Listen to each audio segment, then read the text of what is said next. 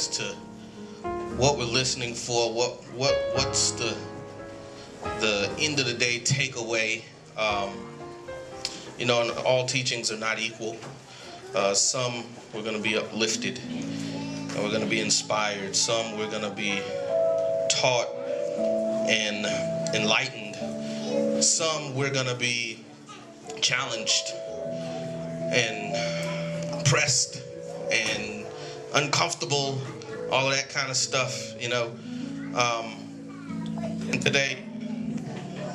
today we're going to talk about something that's going to challenge you intellectually.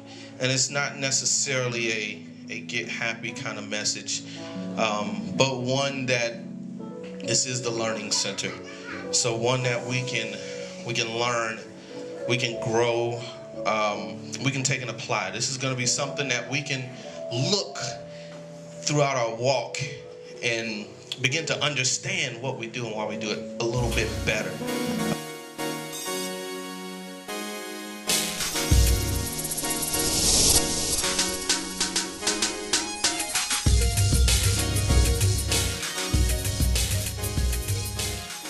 And this being for anyone who is diligent in what they're doing and is serious about what they're doing.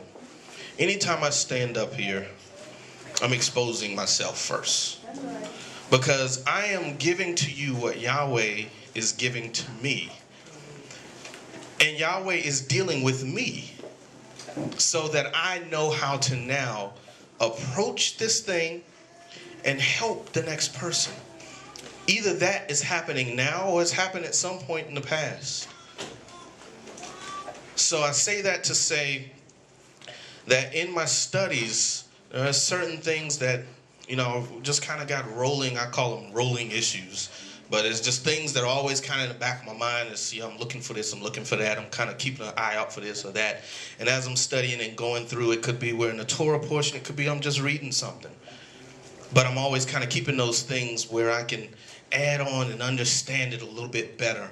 And this is something that I thought that would be very, very important for us as a community to begin to understand, especially in light of, and Rabbi has said this, we don't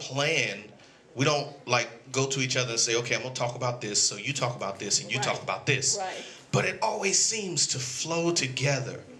And so with Rabbi teaching on covenants right now, and with Rabbi's teaching on the prophet that went forth to preach the word and to pull the people back into his covenant. So we're going to talk about, and I'm sure this is going to be at least 2, maybe even 3 messages. We're going to talk about what is the goal of Torah. What is truly the goal of Torah? And when we look at a goal, what is that? A goal is something that tends to take ambiguity away, right? So if you don't quite understand something, or if you don't know where you're headed, a goal helps to do what? Target you, aim you, line you up, and to say, this is where you're going.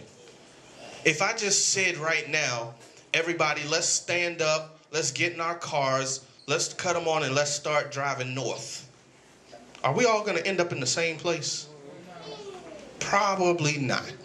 But if I say, everybody, let's stand up, let's get in our cars and put in your GPS, 123 North Main Street, New York, New York. Are we all going to arrive at the same place? Yeah. Now, one thing is true, we might get there at different times. Why? Because sometimes we're taking a different route. Sometimes some are going a little faster, some are going a little slower. But the goal is what? The same. The goal is the same so that eventually we will all arrive at our destination. And that destination is not ambiguous. It is not unknown. But it is made known so that we end up at the same place. So let's start here, and I'll warn you, we're going to be kind of giving some scriptures at the same time, but we're going to talk some, y'all. So a little bit different from what I typically do. Typically we try to wait until the end to entertain different points or different questions and stuff like that. For this particular teaching, I'm going to open up so that while I'm teaching, I want you to either chime in with a point of clarity or a question, okay? Because with this particular teaching, it's gonna be very informational, and I don't want to lose anybody in the information, but I really want us to get a firm grasp on it and understand what's going on. So some of it is going to be just we're talking. We're understanding how things work. So right now we're going to read a quick couple of scriptures. Let's start with Philippians. We're going to go to Philippians chapter 3. Philippians chapter 3.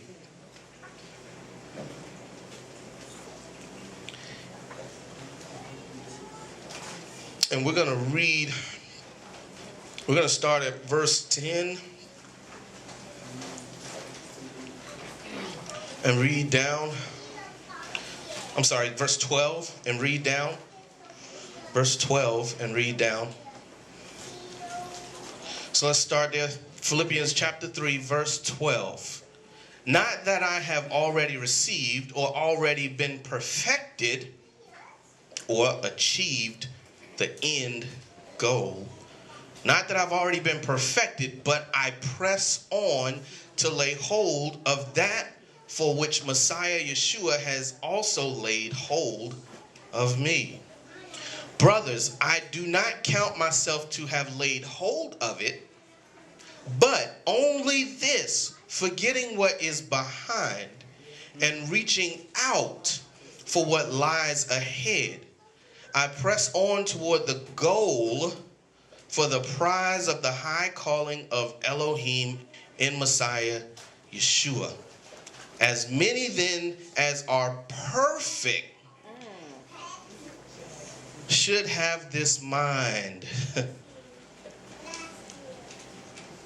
if you think differently in any respect, Elohim shall also reveal this to you.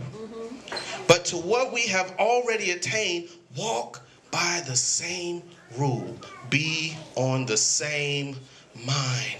Become joint imitators of me, brothers, and observe those who so walk, as you have us for a pattern. Okay, so now let's go back up just a little bit here, and remember we're talking about what is the goal of the Torah. What is the goal of the Torah? So Shaul is saying here that he's pressing toward the goal. He's pressing toward the goal. And then he says, for the prize of the high calling of Elohim and Messiah. And then he says, as many then as are perfect should have this mind. In other words, everybody who's perfect should think this way. Now, what would we say? Well, didn't Shaul just say he's not perfect? Didn't he just in 12 say, not that I have already received or already been perfected? When you put an ed on the end, what does that mean?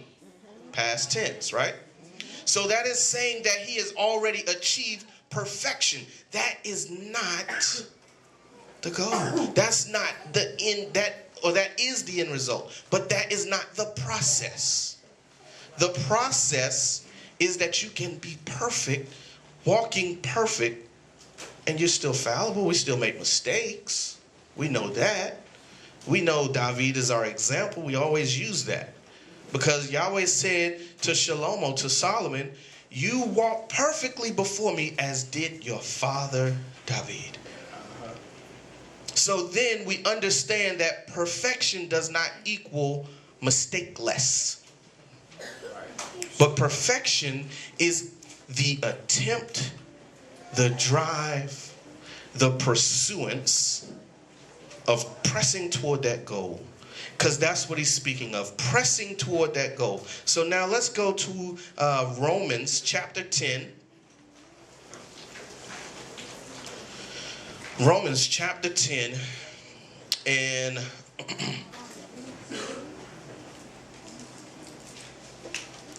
let's start at 3, verse 3.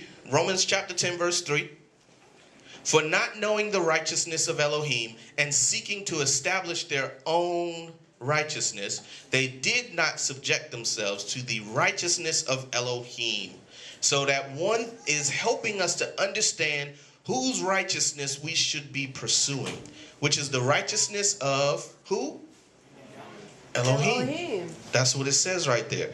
We should be pursuing the righteousness of Elohim, not their own righteousness or our own righteousness, but it's the righteousness of Elohim. And in verse 4, for Messiah is the goal of the Torah unto righteousness to everyone who believes. Right? Right? He is the goal. And then it reflects right here. And it says in 5, for Moshe writes about righteousness, which is of the Torah. The man who does these shall live by them. Hallelujah. So let's do this really quickly. Really quickly. Let's jump over to a couple verses in, we'll do Exodus first. Have to forgive me because Deuteronomy chapter 4. Deuteronomy chapter 4. And we'll read verse 1. And remember what Shaul just said. Remember he reflected back to Moshe. And we're talking about Messiah is the goal of the Torah. So one thing we've done so far is we've answered the question as to what is the goal of the Torah. It's Messiah. So now let's go into Deuteronomy chapter 4. And we're going to start at verse 1. And it reads, and now, O Israel, listen to the laws and the right rulings which I am teaching you to do, so that you live. Thank you. There it is. That's it. So that you live, and shall go in and possess the land which Yahweh your Elohim of your fathers is giving you.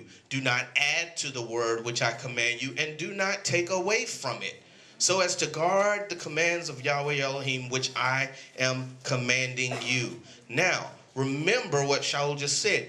Don't pursue their righteousness, but pursue Elohim's. Right. So he's saying right here, is based on this, because he gave it to us that he was remezing back or thinking back to this. And it says right in 2, do not add to or take away. Why? Because then it becomes yours. Thank you. When we add to and take away, then it's our own righteousness. Right. Okay? I know y'all are with me now. Let's go to Amos chapter 5. Amos chapter 5.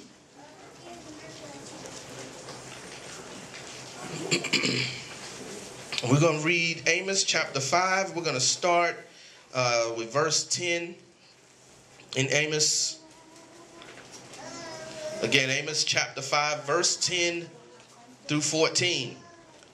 And it reads, they hated the one who reproves in the gate, and they despise the one who speaks the truth. Therefore, because you trample on the poor and take grain taxes from him, you have built houses of hewn stone, but you are not going to dwell in them. You have planted pleasant vineyards, but not drink wine from them. For I know your transgressions are many, and your sins are great, afflicting the righteous and accepting bribes, and turning aside the poor at the gate. Therefore, the wise keep silent at that time, for it is an evil time. The wise, the wisdom is shut up. And right there, what does that sound like? You have houses, but you don't live in them. Vineyards that you don't eat the wine press of. What does that sound like? That's like the reverse of what we say every Shabbat. That's right. Every Shabbat we come in and we say, you shall, houses that you did not fill with all kinds of goods. That's right. And vineyards that you didn't plant. And you shall eat and be satisfied. That's right. Yeah. And if we go into Deuteronomy 28, we begin to see how he can flip that on us, right? We begin to see how he can flip, where he can give us the same thing, and it has two different applications. It has a good side, it has a bad side. It has a blessing, it has a curse. Right? Because he takes the same thing and he reverses it. He says blessed in the city, and he says cursed in the city. Blessed in the field, cursed in the field. So, what are we looking at? I want y'all to understand something. Let's flip real quick back to Romans. And let's take a look at one of the words that's used in Romans, so we can understand and get a real good understanding of that. We were in Romans 10, chapter 10, verse 4. And as we're there, it says that end or goal for Yahshua Messiah is the goal, the end or the goal. That end is what's used, end as in E-N-D, is what's used in King James. This is one of the issues that you'll run into in speaking to folks that don't understand the keeping of Yahweh's covenants, commandments, statutes, right, rulings. Because it says right here that Christ is the end of the law, if we read it in King James. Now, here's one thing we have to do. We have to look at that word end. That's going to take us into where we're going. End is, in the Greek concordance, is G5056. And it means to set out for a definite point. To set out for a definite point. So if I tell you, let's get in our cars, I give you the address that we're going to. When we get there, we have reached our goal, right? Does that mean that before we get there, we stop driving because the end is there? No, we go until we get to the end, until we reach our goal. So this end is not as in finished, as in Messiah is the finishing, as in we don't do anymore, but it is saying he is the point of destination. There you go. He is the conclusion. He is our destination. We are going to him. And until we get there, we got to keep walking. That's how we get there. We walk. We walk. So let's do something real quick. Let's look at the word. Let's look at the word Torah, because part of what we want to do today is begin to get rid of some of the ambiguity that exists, some of the confusion, some of the smoke and mirrors, you know, some of those cloudy areas where we're not quite sure what we're saying. We just kind of use it. We're kind of saying it because we hear other people saying it. So we're going to start breaking some of this stuff down because we need to really understand what's going on here. So first thing we want to look at is let's look at Torah. And let's look at what that really is. So it's Hebrew concordance. It's H8451. And it means law, direction, instruction. Okay? Law, direction, instruction, teaching. And if you look up the word law, just even in our own, today in our own language, you know, they say that there's no set definition for it. But the best definition or the best way to describe law is being unambiguous. In other words, giving clarity. It's making something known. That's the best way to describe law. It's making something known, making something plain. So now you understand and know, right? So, as we look at that word, you look at the root word, it's yara. H3384, yara. And amazingly enough, yara means to flow as water. To flow as water. Torah The root word of Torah is to flow as water. So now we begin to understand that, you know, Yahshuah says, I am the living. You know what living means? Yes. Flowing. I am praying. Living waters flow. They move. That's the living. So it's flowing water, which is now connecting us to Yahshuah, connecting back to the Torah. To say, I am the Torah is what he's saying. And not just, because Torah, the word again, is law, is teaching, is instruction. But its root, at its root, is to flow as water. To direct or aim. To direct, aim. As in aiming the finger. As in doing what? What is that doing? Pointing you in the right direction. That's what Torah does. That's right. That's what Torah does. Now, not to be confused with another word, halakha. Halakha. Yes. Let me explain what halakha is. Halakha is Torah, Talmud, rabbinic law, and anything else you can think of and come up with that makes sense. Maybe. Right. So halakha might say that, Keisha, you've got to cut your lights off, you know, at a certain time, or you're breaking the Shabbat. Now, Torah says keep the Shabbat. But halakha says cut your lights off at a certain time, or you're breaking the Shabbat. So there is a difference, right? There's a difference. There's a difference. So we're going to do a little exercise, and this is where we'll kind of go through a few different things. One thing we want to talk about now is what Torah actually does. We're looking at what is the goal of Torah. So let's ask ourselves that question.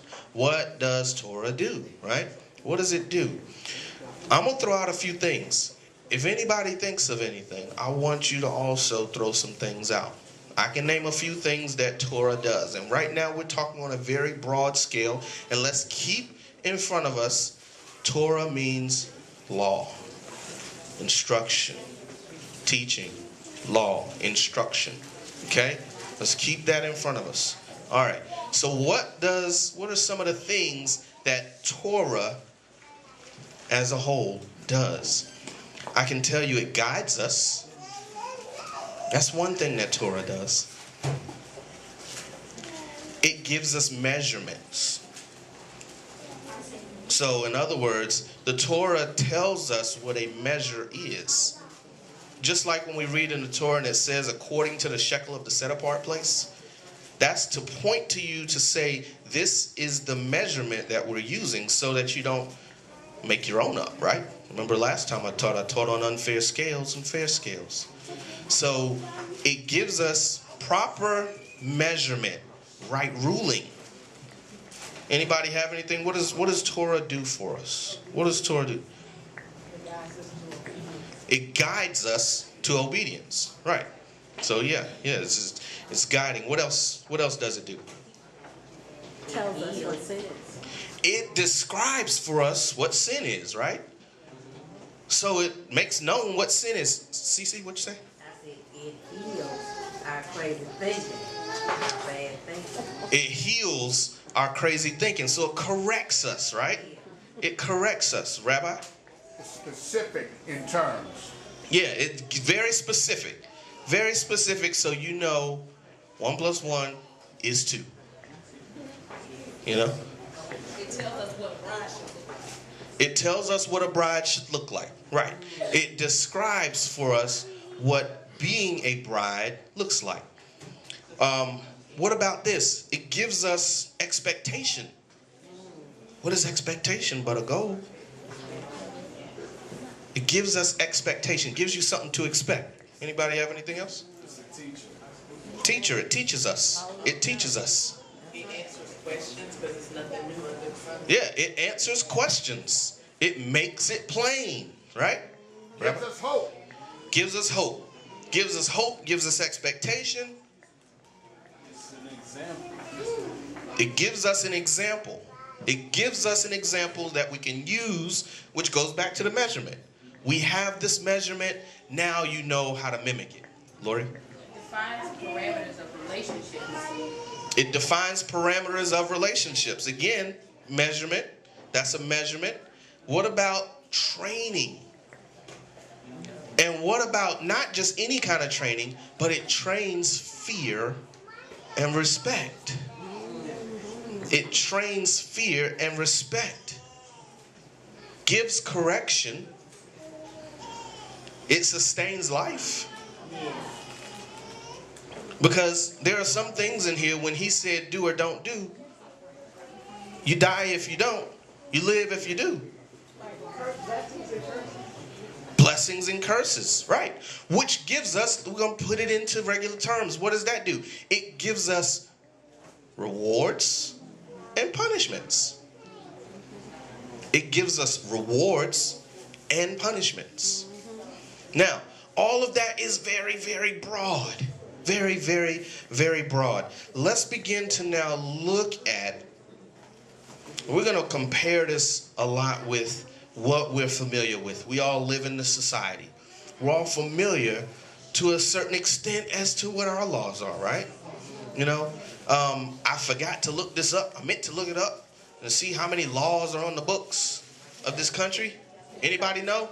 I think it's 2,500. I think it's right around 2,500. In the United States Constitution? It's got to be more than that. No, It's I gotta think be- the actual It's laws. more than that in the IRS code. But I think the actual laws is 2,500, but not the amendments. The amendments to the laws don't count as, Yeah, you but know. those are 27. It's 27 amendments. Amendments. Right, but I should have looked it up. I should have looked it up. But there are a lot of laws. They got different ones. You gotta put them on. I just Googled it. Yeah, that's what I meant to do. My phone don't work here. It's saying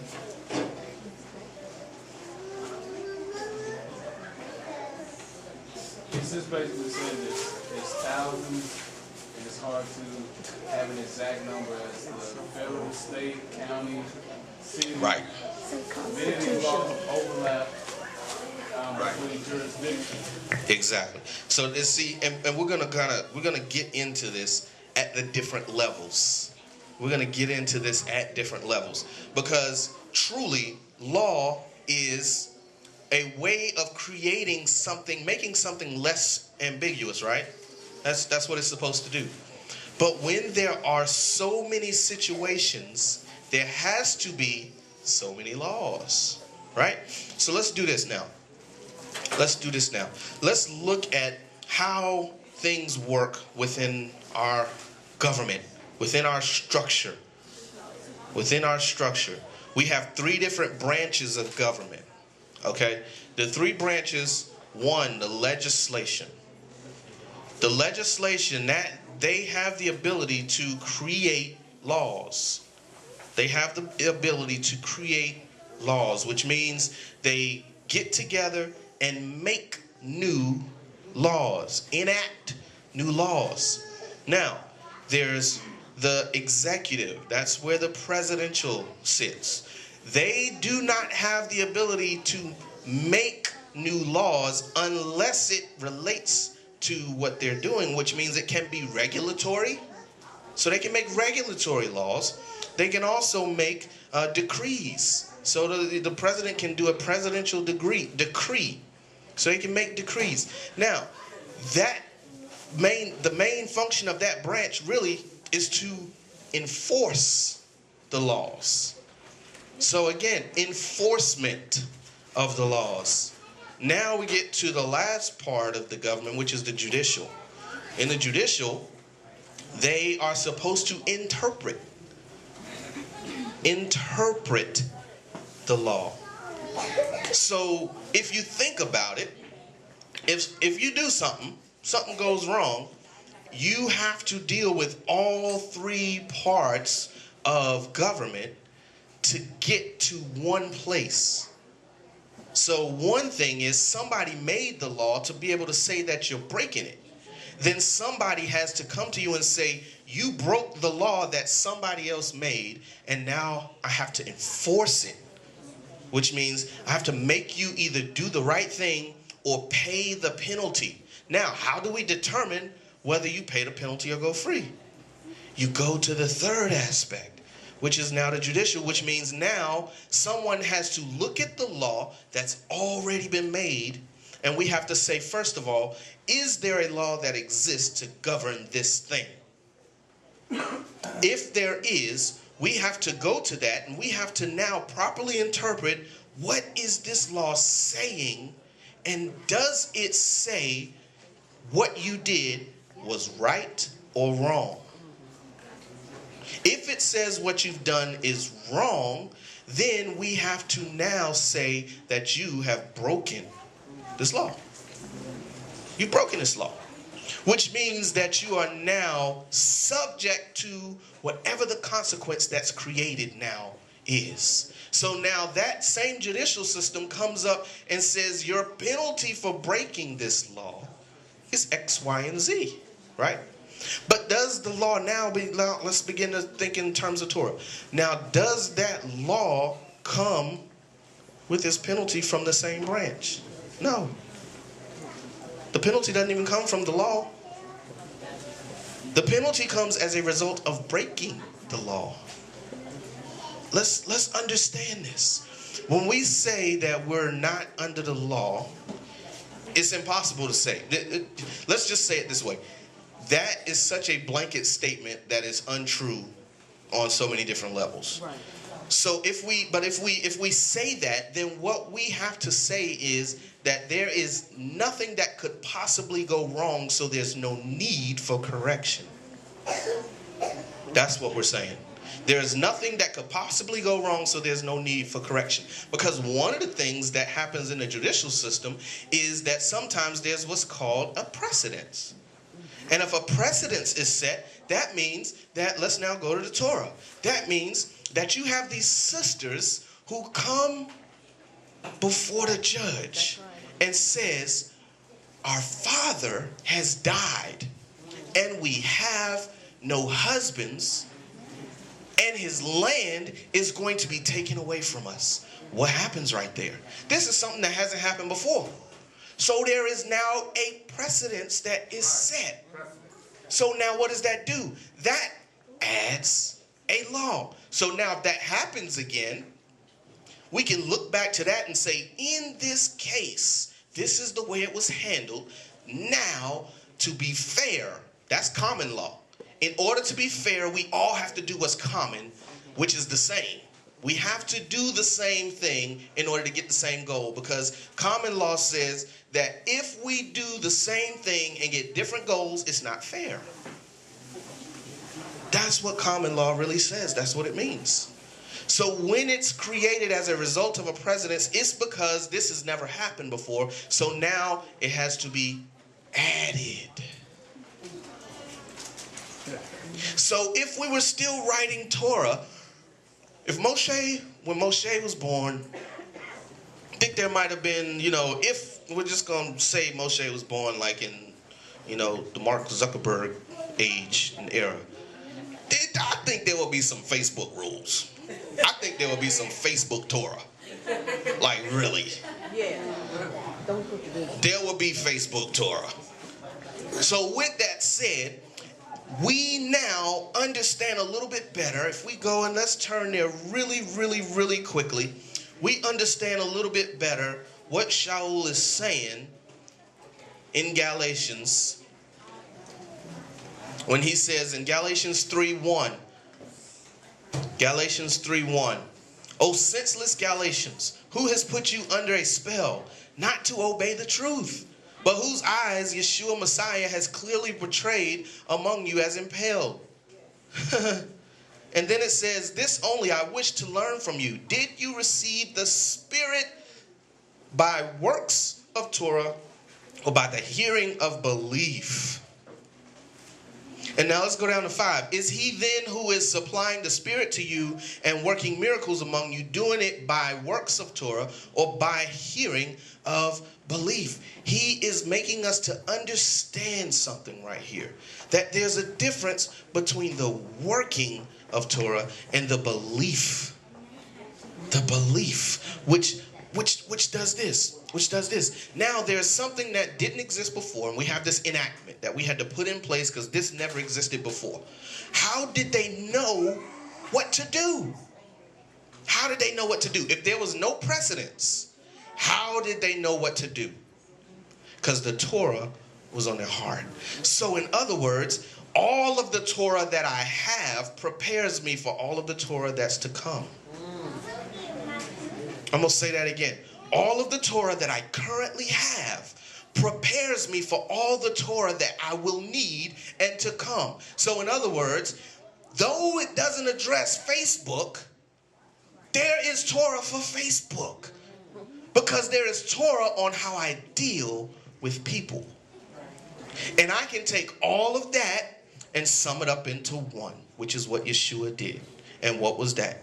Love. Because if you love, you'll first love Yahweh. You'll love yourself, your neighbor. Right? So if you do all of that, then what you do is you go to that person and say, you know what? There's no precedence for that. But this Torah is by belief. It's by spirit. So now I can understand Torah. So in other words, I can't get rid of all of the Torah to walk by the Spirit. Because now I have no basis. What am I going to go for? What am I going to go off of? What is in my heart that leads me and guides me into say, you know what? You don't have anything that says X, Y, and Z is wrong. But you know that based on all the other Torah, that if you do this, it's wrong. You don't need that in black and white because it's written on your heart. And now a precedence is set, and from this day forward, what do? You teach your children. So now this becomes Torah. Now, that's a sticky place. Why? Because we read where Yahweh said don't add to it, don't take away. So you got people that say, you know what, I'm making this a Torah, and it's not based on the spirit of the Torah, but it's simply based on what I want, and what I feel, and what I like, and what I don't like, right?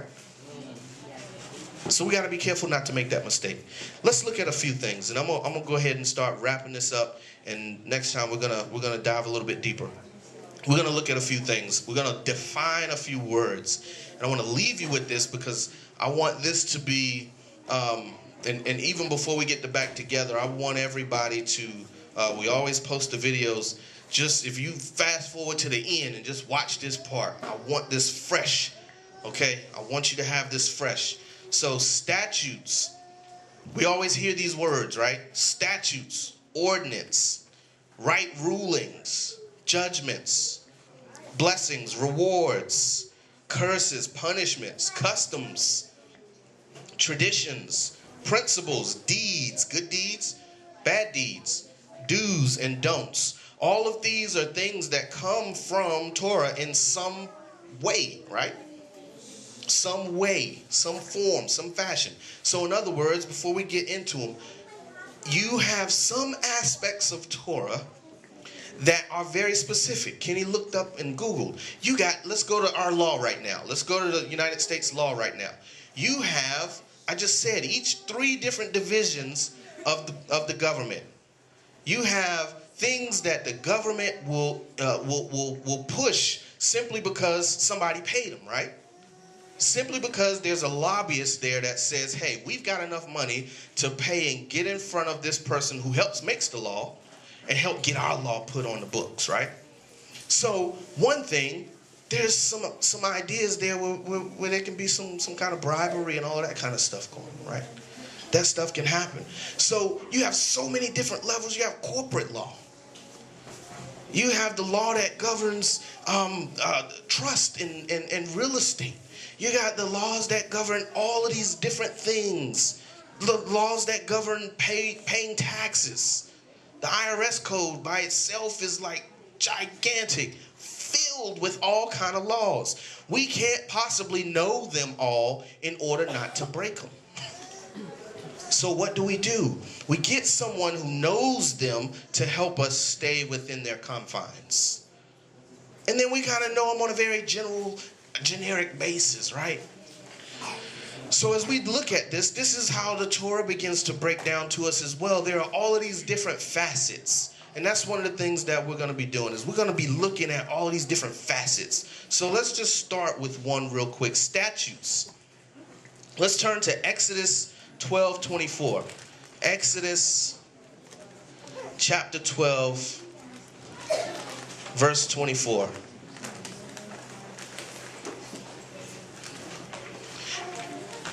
Exodus chapter 12, verse 24. And you shall guard this word as a law for you and your sons forever. And you shall guard this word. And by the way, this is where the Passover was established. So basically right there we learned that, and that word that's used there is statute or ordinance, which is H2706, which is chok. Chok is what that word is. And it's enactment. And it's a law. It's a task. Enactment. So this right here deems Pesach as an ordinance. So right away, we have to ask ourselves, this is a part of Torah, right? But how does it relate? Does this mean that we have to eat unleavened bread, just for our example, every day of the year? No, because it applies to a certain time. Outside of that time, you are, and I'm going to use this word, you are free from the law of Pesach. Outside of that time. Does that mean that you break the law of Pesach? No. It means that right now you're not bound to it because it's not Pesach. It's not Pesach right now, so because I'm eating bread that has leaven in it, it's okay. I'm not breaking a Torah. So there are some Torah, there are some statutes, tasks, that are very much based on what's going on right here, right now. Are you married? Yes, you're bound by these laws.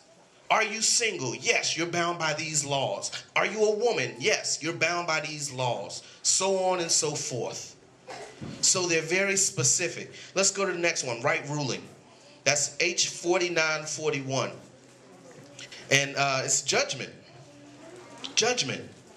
These are judgments. So what are judgments? What are these? Mishpat is the word. Mishpat. What are judgments? Judgments, a verdict. That's what the word means. That 4941. H4941. Judgments means verdict. So in other words, that happens just the same as it happens within our judicial system. Was there any law, and let's just assume, for example, that there's already been precedent set or there's already a law on the books. Was there any law created that says that someone is guilty when they were caught on a video camera stealing? Was there a law created? Huh? No, I'm saying right now. Right. I'm saying right now, was there a law created at that time? No. Why? Because it was already there. It already exists, right? But when the judge says, all right, you are going to jail for 10 days. Now what? Is that a law? That's a ruling. Now, the question is, was the person guilty, truly, or innocent, truly? If they were, let's just assume they were truly guilty and they go to jail. Is that not a right ruling? Yes, it is. It's a mishpat. It's a verdict. So when we see judgments, that's a verdict. There's no law created. There's already a law that exists. So because there's a law that exists, this is simply the enforcement that happened, one. And then two, the interpretation of the law that says, by interpretation, you took something that did not belong for you without permission and without paying for it, so you by definition stole, and thus we have to now give a verdict, which is guilty. Mishpat. Mishpat. Let's go now. Let's run real quick over to blessings, rewards, curses, and punishments. And we're going to flow through this really quickly, and I'm going to finish this up in the next 2 to 3 minutes, and we're going to come back and finish it up. Finish it up later. Barakah is blessings or rewards. Barakah. And that's H1293. 1293. H1293. Blessings or gifts. Curses, punishments. Kalala. Kalala is H7045, which is curses or punishments. Curses or punishments. So, there are some parts of the Torah that now call for a verdict. Guilty, not guilty. As a result of the verdict, what comes next?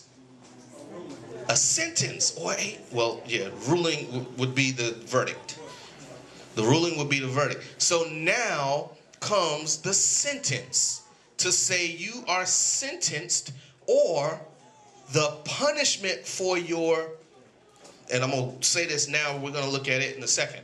The punishment for your deed is a blessing, or the punishment for your deed is a curse. There are some aspects of Torah that create, as a result of a verdict, a blessing or a curse. Is there any law that was created that blessing and curse is based on? No. Why? Because the law was there. It's based on whether you obeyed it or disobeyed it. And now as a result of your obedience or disobedience, there is one, a verdict. There is two, a sentence. So judgment is made, mishpat, judgment, a verdict is made, and then a sentence. You get blessings as a result. You get curses as a result. Now, sometimes those results are of what? They're called deeds. Deeds. So let's look here. H5949 is alilah, which is actions, and actions that are weighed. Now, something else that's very, very interesting. These deeds, something else that is interesting there is that they can be either good or bad, right? So as a result of a bad deed, there are curses attached. As a result of good deed, there are blessings that are attached. Let's look at this scripture really, really quickly. And like I said, we're going to go ahead and wrap it up and finish this up later. 1 Samuel chapter 2, verse 3. 1 Samuel chapter 2, verse 3. And it reads, "Do not multiply words so proudly. Let no arrogance come from your mouth, for Yahweh is an El of knowledge, and by him deeds are weighed." By him, deeds are weighed. What does that mean? That means that he establishes Torah, right? So Torah is one of the things we said was a measurement, right? So he says that what you've done is good or bad. Does it matter what you say? No. If you did the deed, now it is to be measured and weighed. And he's saying right here, Yahweh is an El of knowledge, and by him deeds are deemed good or bad. As a result, you get blessings or curses. So part of the message here is we can't blame the Torah for the curses that come. We can't blame the Torah even for the blessings that come. We are the variable. Think about that. The Torah is the Torah is the Torah, right? He's today, the same today, yesterday, today, forever, right? So that means that as we change, what happens to the verdict? Judgments come. Good. Judgment come. Bad. Torah didn't change. Law didn't change. But as we do, deed good, blessings, deed bad, curses. This is what happens as a result. I'm gonna stop right there, and we got a few more, but I'm gonna go ahead and stop right there, and we'll get into the rest next time. Lord, I'm sticking to part of me loves the world and the other loves you. So what do? I wanna be saved, but I gotta stay cool too. And no, I'm not.